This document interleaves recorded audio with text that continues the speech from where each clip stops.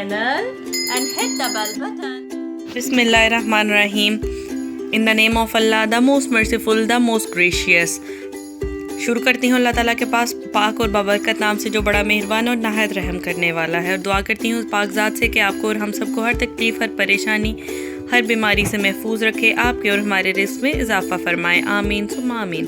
Welcome back to my channel, welcome back to another exciting video. आज मैं आपके लिए एक बहुत ही इजी, क्विक और जल्द बन जाने वाली रेसिपी लेके आई हूँ। आज हम करेंगे no cooking, just mixing and mixing. जी हाँ, आज एक बार फिर मैं आपके लिए एक बहुत ही डिफरेंट सैलेड लेके आई हूँ। जैसा कि आपको पता है कि मौसम चेंज हो रहा है, रमज़ान आने वाले हैं, तो मैंने सोचा क्यों ना रमज़ान की आमद से पहले आपको कुछ ऐसे सैलेड्स वगैरह सिखा दिए जाएं जो कि आपके बहुत काम आने वाले हैं।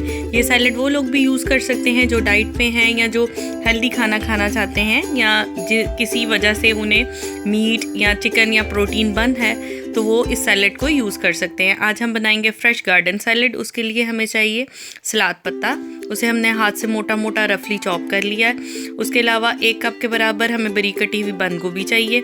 2 अदद हमें खीरे चाहिए, हमने उन्हें छोटा क्यूब में काट लिया। 1 अदद बड़े साइज़ का टमाटर लेके बीज निकाल के क्यूब में काट लेंगे। उसके अलावा हमें चाहिए 1 बड़ी शिमला मिर्च, हमें उसे छोटे क्यूब्स में काट लिया है।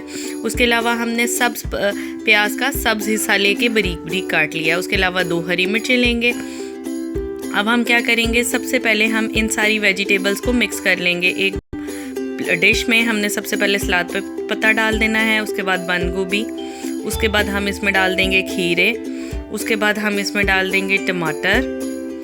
आप चाहें तो इसमें प्याज भी ऐड कर सकते हैं, लेकिन मैंने प्याज नहीं था डाला। उसके अलावा हम डाल देंगे शिमला मिर्च। उसके अलावा हम लोगों ने डाल देना है सब्ज़ प्याज का सब्ज़ हिस्सा। आप सफ़ेद हिस्सा भी डाल सकते हैं, लेकिन वो मुझे सैलेड में अच्छा नहीं लगता, इसलिए मैंने नहीं था डाला। उसके अलावा हमने डाल दी हरी मिर्चें। अब हम सबसे पहले इन सारी चीज़ों को अच्छी तरह से टॉस कर लेंगे। अब हम इसकी बनाएंगे ड्रेसिंग बनाने के लिए हमने एक बाउल में ले लिया है 2 टेबलस्पून से बराबर ऑयल। उसमें हम डालेंगे 1 टेबलस्पून भर के हनी।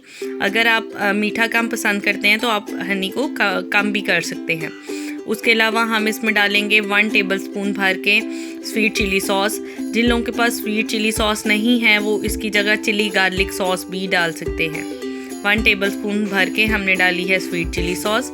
उसके अलावा हम इसमें डालेंगे कुछ स्पाइसेस, जिसमें है 1 टीस्पून सॉल्ट, थोड़ी सी काली मिर्च आप अपने टेस्ट के अकॉर्डिंगली डालेंगे, और 1 टेबलस्पून पार्सले। अब हमने डाल दिया है 2 tablespoon orange juice, 1 tablespoon lemon juice.